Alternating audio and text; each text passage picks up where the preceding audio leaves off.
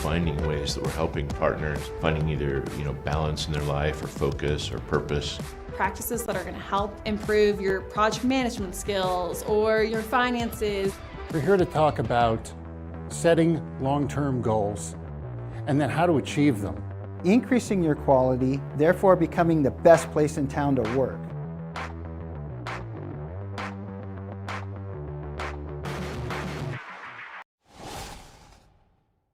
Welcome to Academy Live.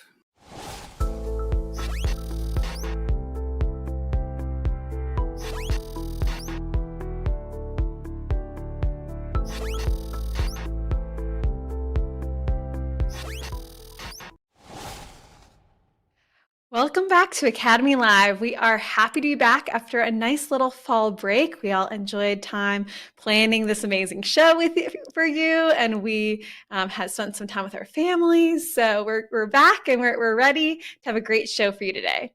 I almost said Steven Spielberg, but Steven Spiegel, founder and CEO of Crewhu, started the company in 2013 when he saw the need in his own business. Steven felt like he was constantly putting out fires and he desperately needed a way to connect with his employees and to have his managers connect with his employees so they would consistently deliver a high level of customer service.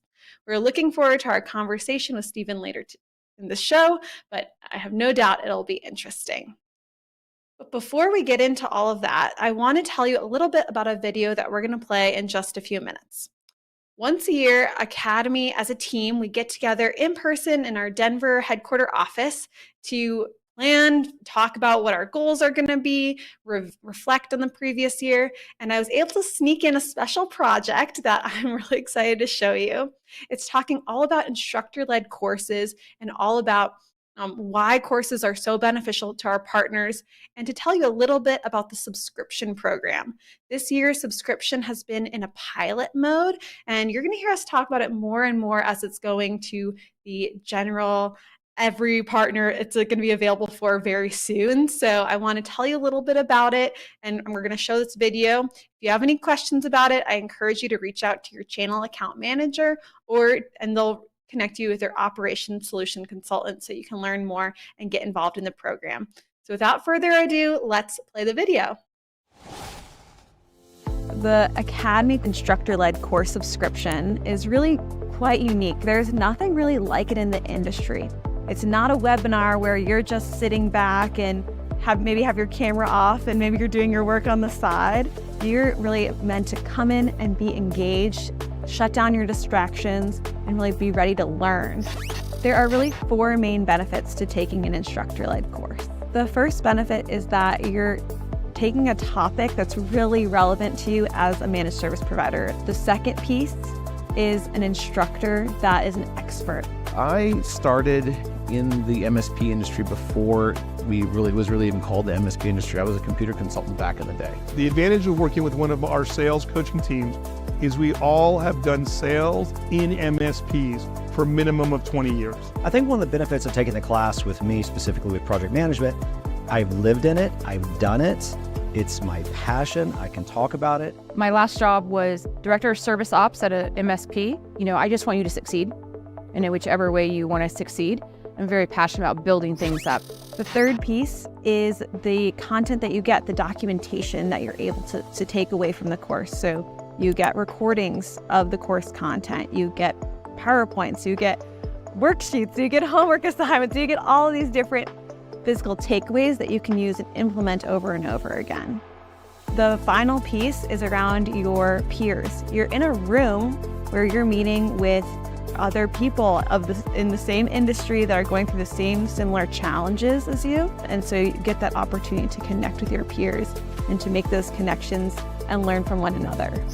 It's almost priceless. It's such a cost-effective way to get the knowledge. I honestly believe it is the best value in the industry to get your people educated.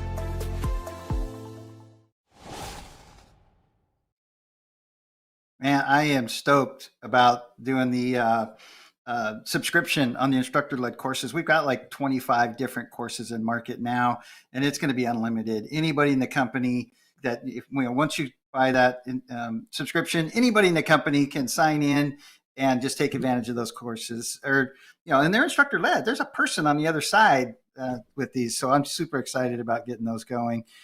Steven, is it Spielberg or Spiegel? What was it? I love Spielberg. I'm thinking about making another Indiana Jones. Perfect.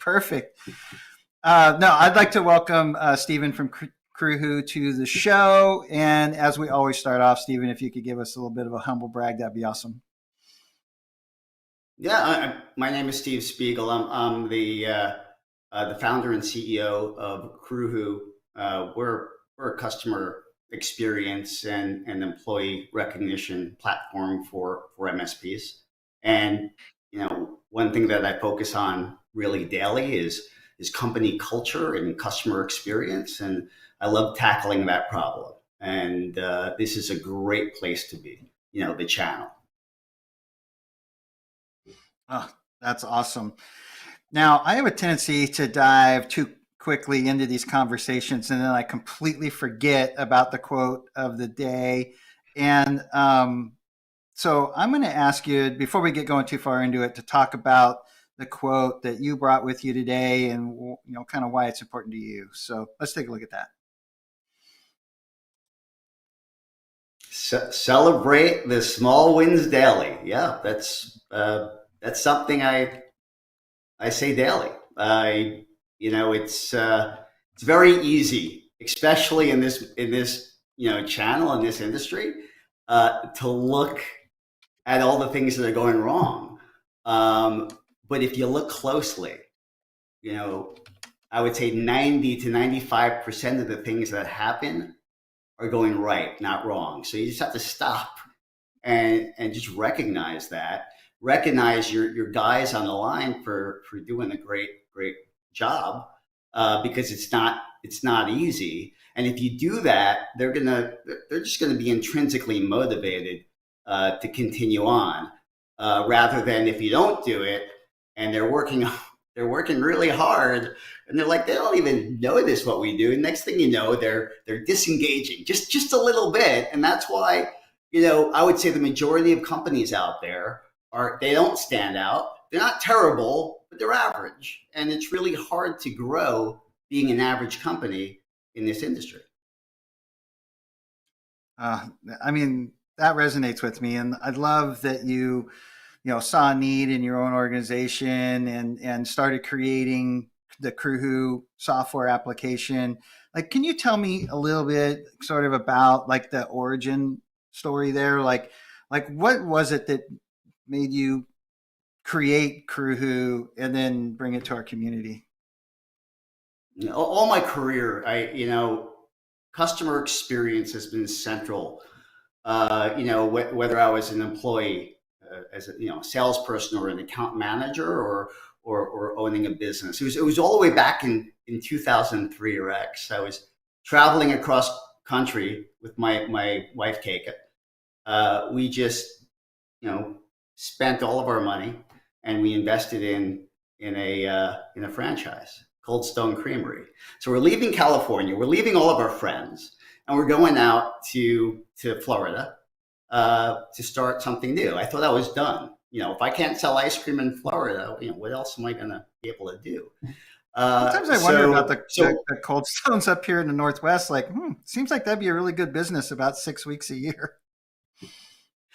So for them, I applaud them. If they can make a great business out of that, that's great. Now, Florida, the Sunshine State, on the other hand, where it's always sunny, except when there's hurricanes, of course,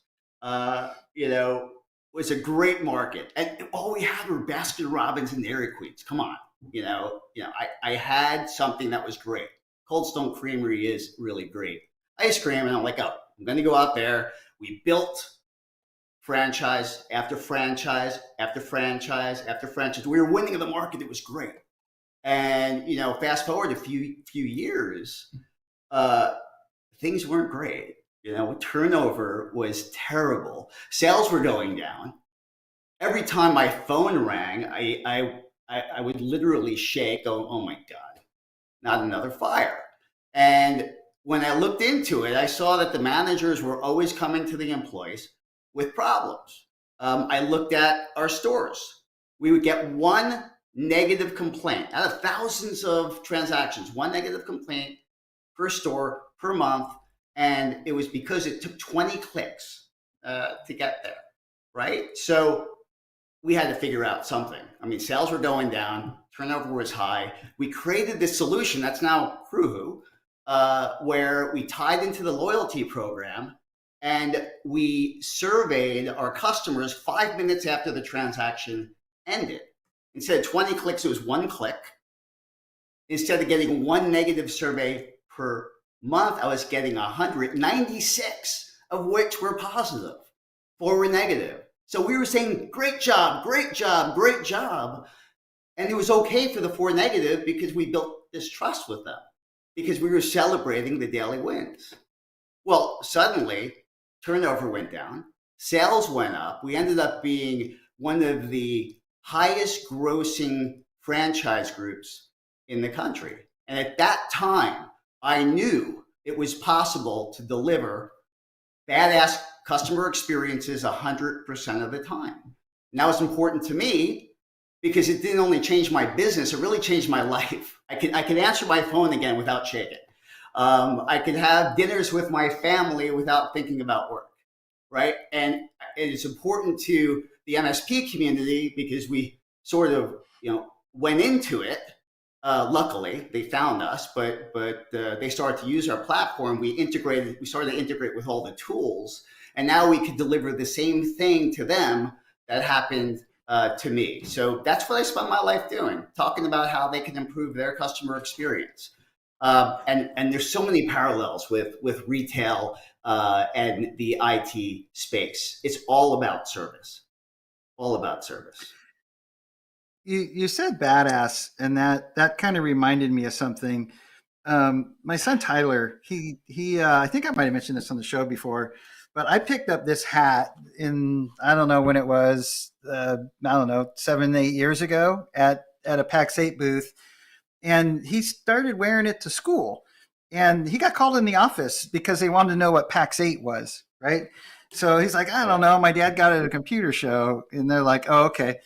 But fast forward another couple of years, and I picked up a T-shirt that he got called into the office for, because they want to know what it was. Can you show that shirt real quick? Oh yeah, yeah. I hope he didn't get suspended now, Rex. So look at that, badass MSP, right? And the funny thing was, he didn't get called in because it said badass. He got called in because they want to know what an MSP was. That's funny. Yeah, that's great. I actually, when MSPs, managed service providers, started to use our platform, I had the same question. What's an MSP? And that's when I started to learn, right? And that's when the whole badass MSP was born, because managers and owners of MSPs, they like to be badass. That's why I love this channel so much. And so they become badass MSPs. Then they ask, well, do you Crewhu? And if you don't Crewhu, well, maybe you should. Back when I was spending a lot more time as an MSP coach, Joe Panone? Yeah, I know Joe. Anyway, it was him and his company. I was on a coaching call, and they're like, "Hey, can you help us set up Crewhu?" And I was like, "Set up what?" But I remember, we dove in. You had some great integrations with the ConnectWise Manage, and I dove into your help file, and it was pretty easy to get it set up, and I did. I helped him get it set up, and it was one of my first kind of exposures to that happy face thing, right? So, and initially it was the client satisfaction measurement side of Crewhu that I was helping set up, and we had terrible response rates on getting clients to click on satisfaction surveys, and suddenly all they have to do is click a happy face thing shows up, and they all of a sudden start getting way better click-through rates of them saying, yeah, I was unhappy, happy, medium happy, or happy. But I started looking into the rest, the employee side of it. And that's when I was like, what is this? Yeah. What's the experience when people kind of start discovering Crewhu and they start realizing what that employee feedback side of it is? Mm. You know, like describe We, just some of the stories people have told you, some of the MSP owners have told yeah, you. we almost love customers, MSPs that already have a program in place. They get it. They want to measure customer experience. It's really important to them. But, when they start to see, hey, if I start to recognize my guys for delivering amazing customer experience and reinforce that behavior, it starts to create this culture of service delivery, of creating this, what we call badass, customer experience 100% of the time. And that changes. I mean, we have hundreds of thousands of surveys that come in this industry. And those that just use CSAT, compared that those use CSAT and recognition, are different. The ones that use recognition, they get 30% more feedback. They also have a 7.11% increase in customer satisfaction that will help them stand out from their competition. And that's amazing in this space. 7% is huge. Because you need to stand out. 7% is huge. Yeah. And this isn't just a small sample. This is taking lots of pieces of data and seeing, which ones are higher, which ones are lower, what are they doing? The ones that really do great are the ones that focus on employee recognition, focus on, rewarding people right away for delivering that great customer experience. So you were talking about culture. And one of the things that I've talked about quite a bit is, when the company's smaller and everybody reports to the owner, the culture kind of comes from the owner through to their team just because of all the day-to-day interaction. But as they grow a little bit, once you get a service manager involved, now the culture is coming from the owner and from the service manager. You grow a little bit more, and there's a couple of team leaders, and the culture starts to become that of the individual leaders that have that day-to-day interaction with the team. And then, that's when we talk about the importance of mission, vision, values. What size company do you find that the MSPs start realizing that they've got a culture problem and really dive into the employee recognition side of Crewhu? Got it. You're probably not going to have a culture problem with 4 people, but we have customers with 4 people. And if you start to work on it when you're small, it's going to be much easier to keep that culture going strong, right? Now, we've also worked with companies that came in with 50, 60 employees that are saying, we got to do something here. And they're right by focusing on it then, but they have a much harder time. They have to do it, by the way. They have to focus on culture. They have to focus on, culture is people acting in a certain way because that's who they are. And that's why they always talk about, hiring on culture, firing on culture. You have to do that. And it's hard sometimes, especially when the person's really good, but toxic to the organization. So I would say that you start right from the beginning to make it easy. But if you haven't done so, start today. It's 2023. We're coming to the end. Make 2024 an amazing year. A strong culture does so much for a company. It's not about your tech stack. Tech stacks can be copied. It's about your culture. Focus on that. Yeah, our clients and our prospects do business with people, right? Not companies. But so tell me, for those of our listeners that are not using Crewhu or haven't really looked into it, tell me about what this recognition thing is. Kind of how does it work? What are the nuts and bolts there? You got it. So if you understand customer satisfaction measurement, right? They call it CSAT percent. A CSAT score stands for customer satisfaction. That's a score, and you could measure it. But if that's all you do, you're not doing enough. And a lot of people focus on scores, and that's why a lot of programs fail. They just focus on, I want 100% CSAT, and they really should be focusing on the quantity, right? How much? What's your conversion rate? How much are you getting? Which of your customers are not giving you any feedback, right? If I get good feedback from some of my customers, that's great. If I get bad feedback from some of my customers, even better. It's when I get no feedback that I need to worry. Is when you're that expense line item next to the electric bill, right? You don't want to be the electric bill. You want to highlight be the something. investment. Yeah, I want to let you finish answering your question, but you said that the no feedback, or I get bad feedback, that's even better. I commonly talk about people want to incent their engineers for getting good feedback, right? Yeah. And I think that's not really a great way to do it, because you'll get your engineers saying, "Hey, I get a bonus if you give me a 10," right? I want the incentive to be that they get feedback and there's no penalty if it's negative feedback, right? Yeah. There's no win for positive and no penalty for negative. I want it to be you got feedback. So personally, we do that in Crewhu. We have our help desk has the number of responses they get. So it doesn't matter if it's bad, doesn't matter if it's good.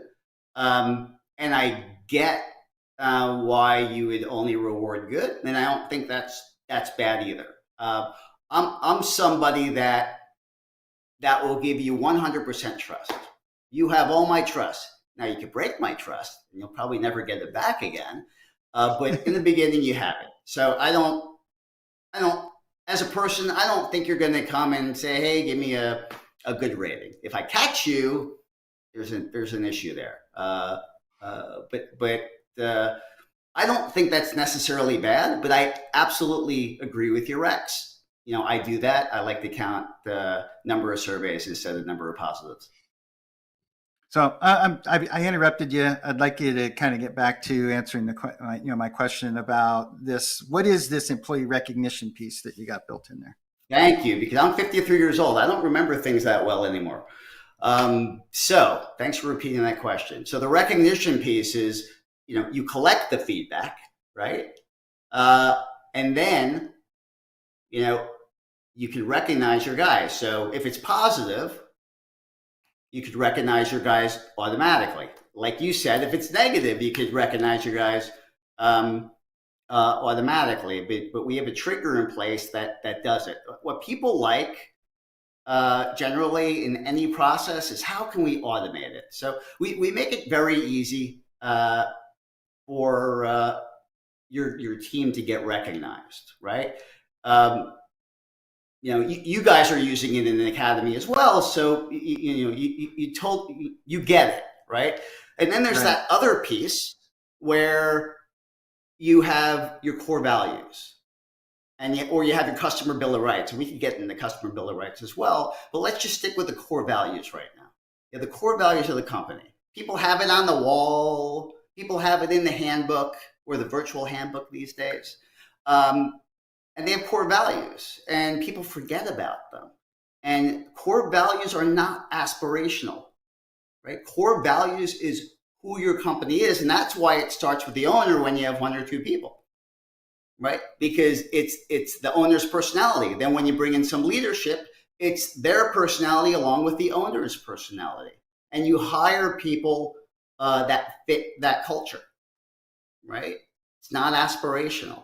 And so in order for it not to be aspirational, in order for you to live, the core values daily, to keep that culture strong, you want to be able to empower your whole team to recognize one another for living the core values on a daily basis. Another way to celebrate the small wins daily. Core values are not aspirational. I love that. I love that. I've never heard it said that way. Lots of people, you kind of knocked me on my chair a little bit. Yeah.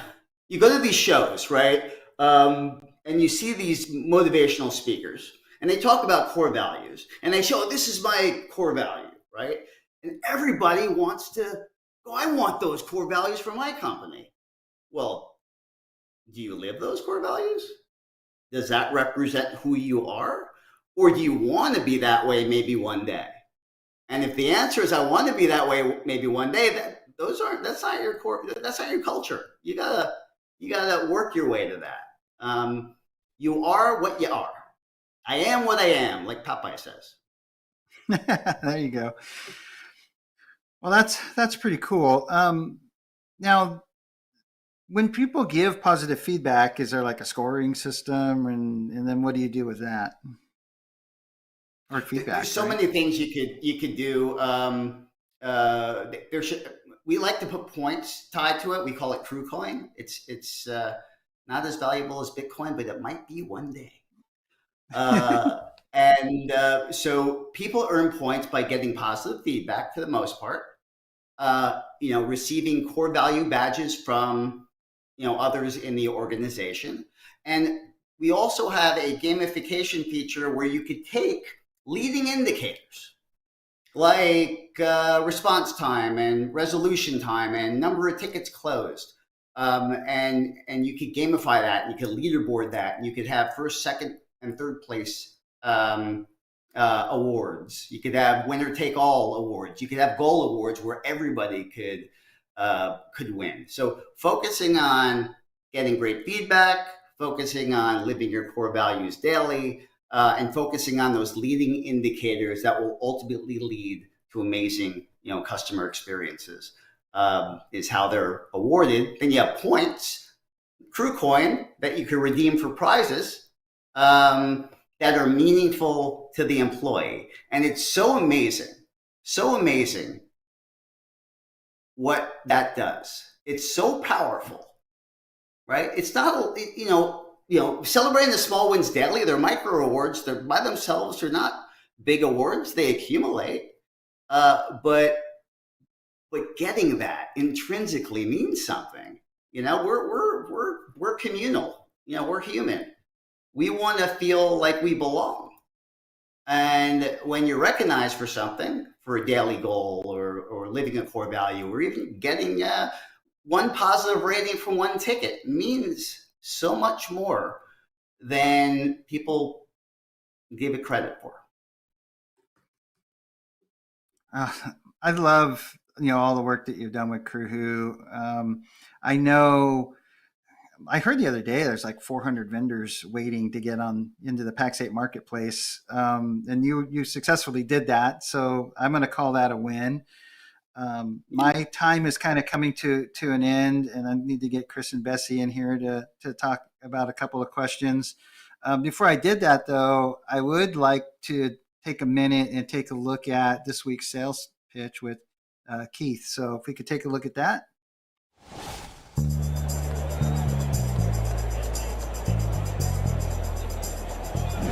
Play ball.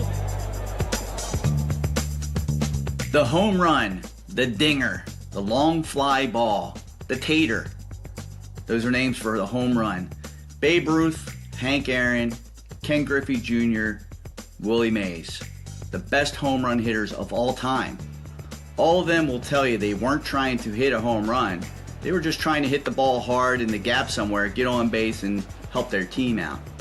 Swinging for the fences can lead to poor mechanics, over-swinging, swinging at bad pitches, and striking out. Sales is kind of similar to that, right? Sales and finding new clients, about the same. Trying to hit a home run on every lead that you receive usually is desperation, right? We've lost a big client. We haven't sold a new client in a long time. So we talk to prospects that aren't qualified. We lower our price, which means we lower our profitability just to get the business. And a lot of times that doesn't happen.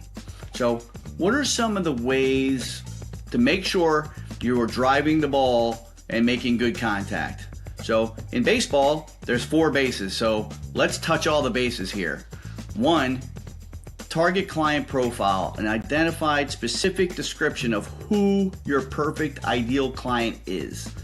Not swinging at every pitch, just the best ones.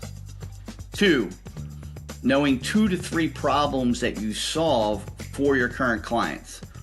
If you know that in a specific industry you're trying to target, even better. 3, measure and define the best marketing and prospecting tactics to reach your ideal client. 4, have a sales process and properly qualify prospects on their current state of their problems, how those problems impact their business, and what they're looking for, what good looks like to them. Doing that and then telling your stories, your proof on how you've solved that problem before for other clients makes you a subject matter expert. So the Navy SEALs have a quote, "Slow is smooth, smooth is fast." Now go determine what pitch is your best pitch, your best one to hit, and go hit it.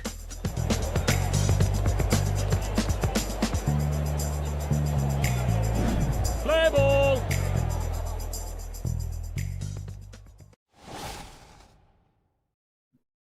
Well, thanks, Keith, for doing that little sales pitch. I know we all got a lot of good little nuggets in there, but we're glad to be back with Stephen and Chris. We're going to chat with you a little bit more about your journey and about Crewhu. But I wanted to first, Rex mentioned that we use Academy. In Academy, we use Crewhu as part of our CSAT from our partners when clients of ours take coaching calls. They'll every time we'll ask for feedback that way. And in our Academy team calls that we have every week, you're getting a lot of little insights into how Academy works right now. But each week, the coaching team shares some of those results. And I noticed that we do some fun seasonal different symbols instead of just the boring, smiley faces. Can we show some of those examples on here? So here's some examples we have on the top. This was around Halloween, and then around Thanksgiving, we had some turkeys. I absolutely love this. And so before we jump into any other questions, I want to know, Stephen, is this your idea? How did your team come up with this? I think they're so fun. This is absolutely not my idea. It's a wonderful idea. It's the brainchild of a bunch of the guys. Jen from my marketing team, leads it. She gets support from Kadu in product. Go guys, right? Fran in support. So they're all in it, right? And the great thing about it, though, and maybe you see it, is when you change the faces, you make it a little bit fun. They're going to see it. It's not the same face all the time. It doesn't become noise. The utility doesn't go down, and your conversion rate goes up. I speak about this on other webcasts, talking about ways to improve conversion. It's also very easy to change. All you do is press a button in Crewhu, and all of a sudden, magically, it changes. There's not much work. That's great too. But it's a lot of fun. I hope you have the snowman up for Christmas. Oh yeah, I haven't seen the new ones yet, but I'm sure we have those coming up next. So that's so much fun. The positive, Bessie, the positive is for the. I remember the good. It says you slayed it. Oh, you slayed it! Oh my gosh, that's good. Oh well. that was a touchdown. That was brilliant. Yeah. That's right. Tyreek Hill. I gotta say, I love how it comes out, the culture of your company, and I just am I so much admire your passion and commitment to your craft. What you do in your company and how you serve the industry, and that really comes across in everything you do at events, in your product, the development path. I think it's phenomenal. But the question I have is, with that and the culture of your company, how would you describe your leadership style within your company? And second part to that, what kind of advice would you give to our partners as far as leadership development in their business? Got it. Let me tell you something. I don't always make the right decision, and I make mistakes a lot. I may get too involved in something because I am passionate about it and I want it to succeed. And what I've learned over the years by making mistakes and having successes is hiring the people for the job that you think that they could, with a high degree of success, they could do, and let them do it, and be there to support them. And that has been, when I make a hire, my gauge is my life getting tougher? Because it shouldn't. If I'm investing money, my life should be getting better. And when you, a lot of times, especially when you're growing and you don't have a lot of money to spend, you want to hire people with less experience. And sometimes it really works out, and you give them experience and they shine. But the probability of it being a success is less than hiring someone who's been there before, right? If I'm going to go and build an academy, I'm not going to do it, guys, but Rex Frank, come on over. I'm not going to look for someone that knows how to carry a video camera, right?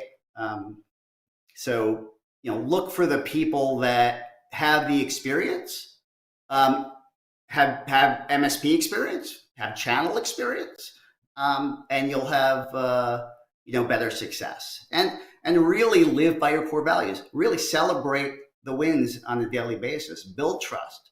And I said this earlier in the call. Trust first, right? Let them break the trust.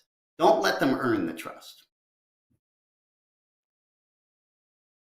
Love that. I know that's something that MSPs sometimes come to us in Academy about, is how do I make the right hiring decision? Or how do I keep my employees happy? How do I make sure that, these good ones stay with me? So it's kind of a two-part question of how do I find the right people and how do I keep them?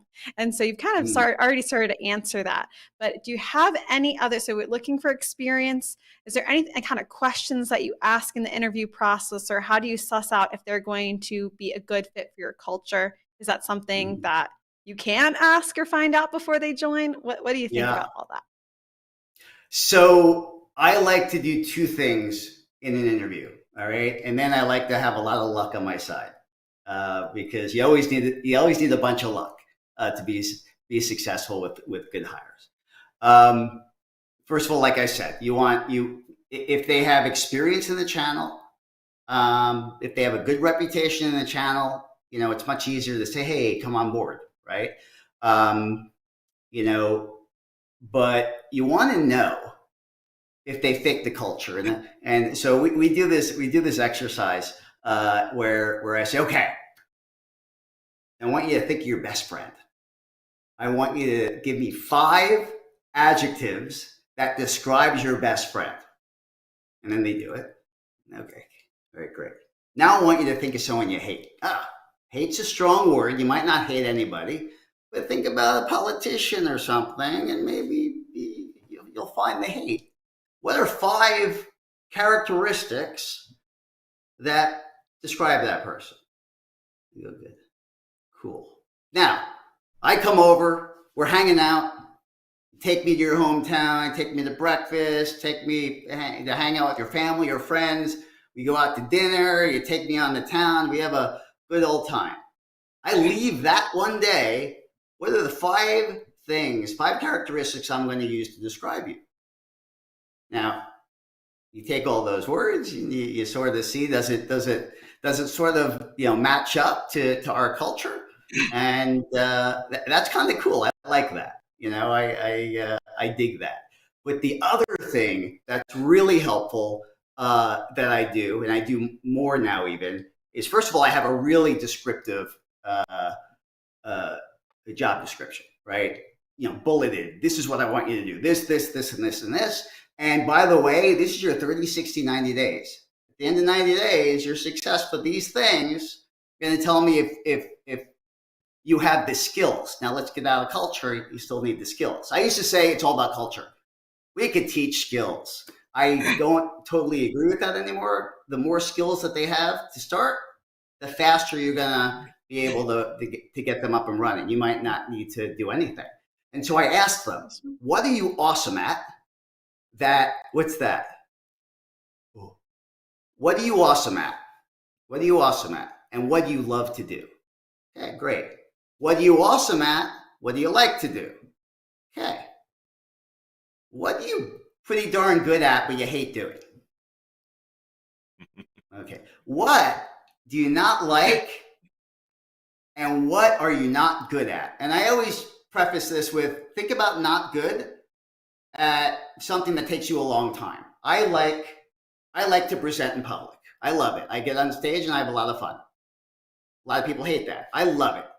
Ask me to do a deck, and it will take me 2 days what my marketer could probably do in a half an hour.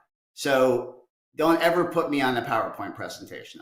I'll give ideas, but let people do what they're good at. And by that, does that job description match what they love and they're really good at? And if they say they love it and they're really good at it, put it on the 30, 60, 90. They should be able to complete some missions for you. I love that. I think there's so many good tips for our partners or people listening, anyone that's hiring. I think those are great ideas that I hope that people hear and implement. Yeah. And it's amazing how powerful it is.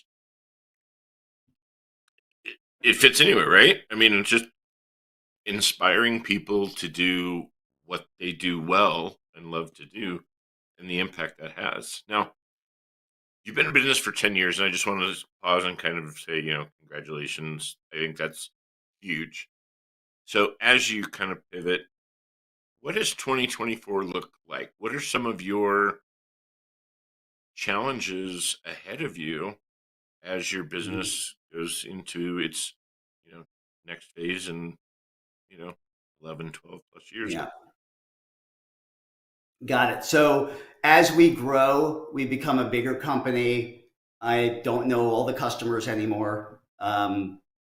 It's a lot less personal. Now I'm relying on, account management. I'm investing heavily in account management and onboarding because I know that if they use the product, they'll see the value and they'll stay with me forever. But if they come on and there's a hiccup and they don't use it or they're not adopting, there's a bigger chance that I'll lose them. So as we start to scale, and we've been growing pretty fast for the last couple of years, we have to focus a lot, and I'm going to continue to invest in it on client success, on onboarding, and not just on bringing in new accounts. We have Pax8 as a new distribution partner, and we really need to, learn from each other about what works best. And I would say my number one goal and challenge would be to make the indirect channel work really well, and work with you guys and make that successful, because I know it can be successful. What do you mean by indirect channel? Or I don't know if I might have missed that. I mean, we've always sold direct to the MSP, and and we work with the MSP, and we have our onboarders and account managers, and now we're going. One of our channels is Pax8 that we're really focusing hard on, and I know that we could be successful, and we're just starting out. But we need to learn what's going to work best. Is it our onboarders that need to be there? Is it Pax8 that just brings us that relationship with their tens of thousands of partners and hands it to us, and we help them use it better, right? I know that you guys are growing really fast too. So we're working with you guys to support you any way we can to make this a successful partnership. And I really look forward to a successful 2024 with you guys. I love that. Thank you for clarifying that, because I wasn't sure right there, but that makes a lot of sense. As you're having all of these changes, Pax8 Academy, we have our own 5 phases of change and how you implement change. But I'm curious from you, what are some of the ways that you manage these changing your way that you're doing business, changing your company size, all these different changes that are happening? How do you implement those changes, and how do you overcome any obstacles related to those changes? Got it. You know, I'm not super scientific. I got people that are on my team, but I think any change that will be successful is a change that you know, first of all, you analyze the situation. Why are we even spending time on this? There's so many things you could spend time on. Why this? Why is this so important? And once you decide this is a really important issue we want to tackle, you know, we create, you know, a discovery. What's going wrong? Why is it going wrong? What's the root cause of it? What are some alternative solutions to make it better? Once we have that, we decide as a team what's the best course of action. We create an SOP. We're not done yet. We have to then go sell it to the rest of the team, because if no one buys it, doesn't matter if leadership doesn't. And I talk about this for customer experience. Leadership decides, oh, I want to start a customer experience program. If you don't have buy-in from your team, it's not going to happen. You need to have an engaged team in any change that you do in the organization. So I need to make sure that the team's bought in. Now there are some things that you know we believe very strongly about, and if there's pushback, we talk to them about why, right? We explain very simply what the ROI is. We explain very simply what the risk is. You know, you need to explain things to me like I'm a 5-year-old. So I try to do the same thing, make it very simple. And that I think that's the best way to go about it. And that you know pushes change. I think I just am impressed. Well, I appreciate that, you know, you expressed a couple of things, you know. It's refreshing to hear you learning, and that, you know, not always just looking at the sunshine and rainbows, you know, addressing and dealing with, you know, some of the, like I said, challenges. But I like that your attitudes really feels like they're opportunities for improvement. And I think that really is reflected in how your business operates. I really admire that. Just wanted to say that. Now, give us a warm fuzzy. I want to hear what comes to mind when I ask for, kind of give me a story, give me a testimonial, give me an example of an interaction you've had either with somebody within your business or, you know, maybe a client or a partner that you worked with that uses your product and services that made you go, this is why we do this. Yeah.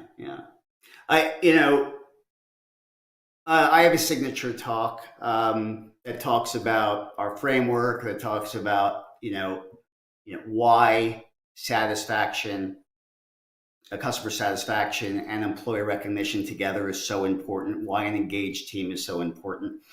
And, you know, without me pushing or prodding, I want to call out our VP of marketing, Jen Miller again, because she came out and goes, oh, I got this great story when, you know, I was in Home Goods and, you know, it was the weekend and I wanted to buy some, she said unnecessary things. She says she buys a lot of unnecessary things at Home Goods.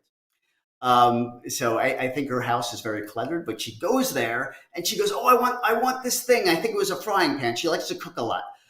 And she goes to her Crewhu app and she redeems a Home Goods prize. And then she has the gift card right on her phone and she gets the pan and she goes up and she gets it and she says, and now she's thinking about Crewhu on the weekend. That was pretty awesome. Internally, one of my employees that, you know, she could say, you know, I'll do what you want, yeah, tell me what you want. But she went above and beyond to tell a story. Stories are what are important. They connect emotionally. And this is an emotional story. There's a bunch of other ones, but one that stands out was during the pandemic. We had one of our customers. They were doing virtual school by that time. She couldn't afford a computer, but because she had Crewhu bucks, Crew coin, she was able to buy a computer for her kid to get homeschooled during the pandemic, where everybody was trying to figure out what the heck is going on. What are we going to do? How are we going to survive? What's life going to be like? And just seeing that, and I saw that on LinkedIn, and just seeing that on LinkedIn made me say, this is why we do this. This is cool. We're affecting lives, and I always say that doing this first for my business affected my life, but more importantly, affected my life. And I know that if people focus on customer experience, focus on team engagement, and they're a manager or they're an owner of a company, and they do that, it's going to change their life and for the better, and they're going to feel it. Warms the heart. Yeah, I love it. It's always, and it's so reflective of you and your company too, to have an internal story and a customer story or a client story. I love it so much. Well, yeah. I'm curious. We have a few more minutes left, but I want to make sure that we cover everything that you wanted to talk about. So, were there any other areas that we might have missed, or that you want to talk a little bit more about with Crewhu or yourself, or anything? I talk about this a lot when I'm out in the market and when I'm giving talks. Collecting feedback is one thing, right? Making it easy to collect feedback is one thing, but you also need to make it easy to take that feedback and do something with that feedback. And it's very easy to give a positive rating. It's very easy to give a negative rating. But for the most of the time, the people in the middle, the majority of the people that are meh, they're not saying anything to the people that don't track this, and they're only looking at, again, the score. Oh, I have 100%. Well, how much feedback are you getting? And what's really important, and what we help track, and I think is so important, is focusing on your customer bill of rights. And I want to give you an example of that. Like, a customer bill of right would be response time. And a bill of right is a transparent value. It's what people will do, whether you're there in the office or whether you're traveling around someplace halfway around the world. It's your never and always. It's your non-negotiables, really. And so response time, the top reason why customers leave MSPs when they do, and one of the top ways that tactful MSPs look to sell and gain new customers by focusing on how well people rate their response time. So response time, what's a never, right? Never ignore a ticket because you don't know how to answer it and go to an easier ticket, which happens a lot. And then you have this one ticket that sits there for weeks. And, we've had it. I'm sure you guys have had it. We've all had it.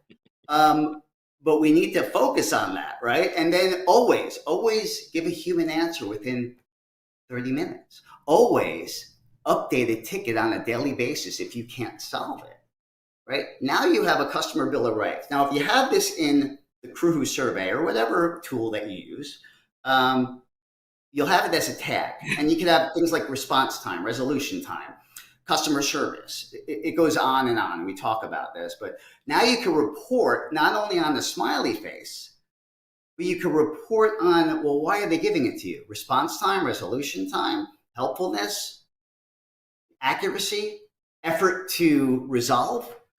And now you have a way within our system anyway, to see what they're not saying. So you could actually see, even if they don't say anything, even if you have a 99% CSAT, if you have very few responses for response time, you know you have a response time problem. So analytics, data analytics on your feedback, process and system is really, really important. And that gets overlooked a lot. That's what we always hear. It's all about the data. It's all about the data. I want to ask real quick, talk about the surveys and things. Can you tell us real quick, what are your integrations? What PSAs do you integrate well with your platform? We integrate with ConnectWise, Manage. We integrate with BMS. We integrate with Autotask, Data Autotask. I never know what the new name is. I think it's Data Autotask. We integrate with.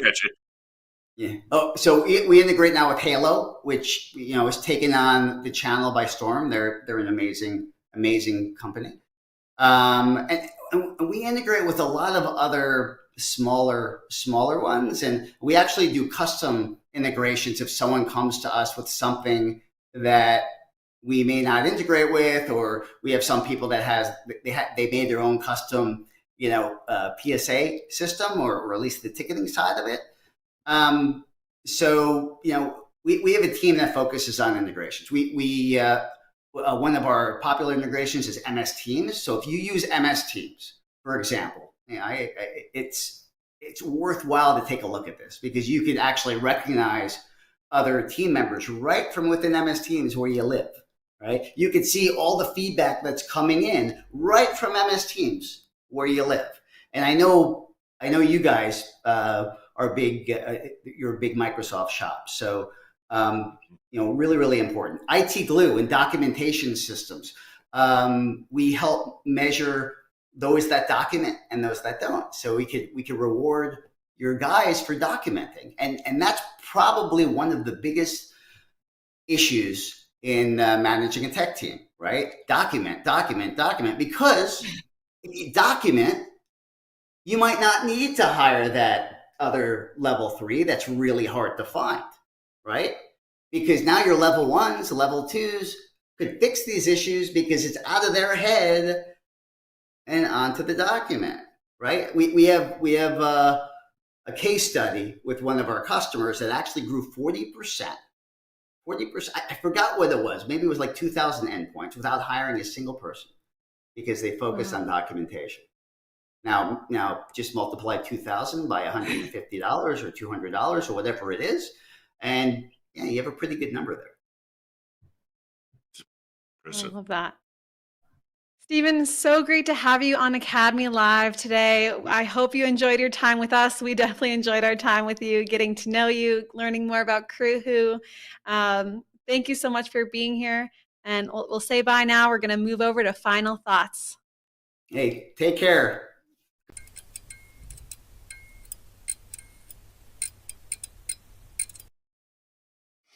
Stephen, thank you so much for joining us. There's a lot of people in the industry, a lot of them that are reaching out to me, wanting to be on this show. And I invited you because you're one of the good ones. You're one of the ones that when you talk about our partners and their successes, you get the Rex bumps, I think, as somebody called them the other day. And that's one of the things I love about you, your commitment to the channel, your commitment to helping our partners grow. And that's why I wanted you on the show as we wrap up 2023. But thank you again for coming on. Chris, what do you think? I couldn't agree more. I think the sincerity, the passion comes through, and that's something I really admire. And you can just see that in Stephen's in the company and all the people. And I just really respect and admire that. Just to me, just reminds me that the partners about how what we are passionate about, what our values are, and living those really has such a positive impact, not just in our lives, our business and employees, but those that we serve. And that's really evident there. Bessie? Yeah, I know. Every time Stephen was talking about values, Chris, I was thinking about you and how important it is to be value centric and to be living by your values. So it's definitely something that we strive to implement throughout Academy and we talk to our partners about. But I think my biggest takeaway, I want to just go back to your quote, celebrate small wins. I think we do often, sometimes think about the negatives more than the positives. So really focusing on those small daily wins. I loved that. And I think it really helps I'd love to close the show out with that. So I want to thank everyone so much for watching. Be sure to check us out next week. Our guest will be John Reith. John is a partner success manager at DataStream Cyber Insurance, and we are very excited to have him on the show. Please remember, we are live every Tuesday at 2 p.m. Mountain Time and on demand always. So don't forget to subscribe and like us on our YouTube channel. Rex, want to close us out? One of the worst things you could do is not think about what you're going to do tomorrow to improve your business. Thanks, everyone. Bye.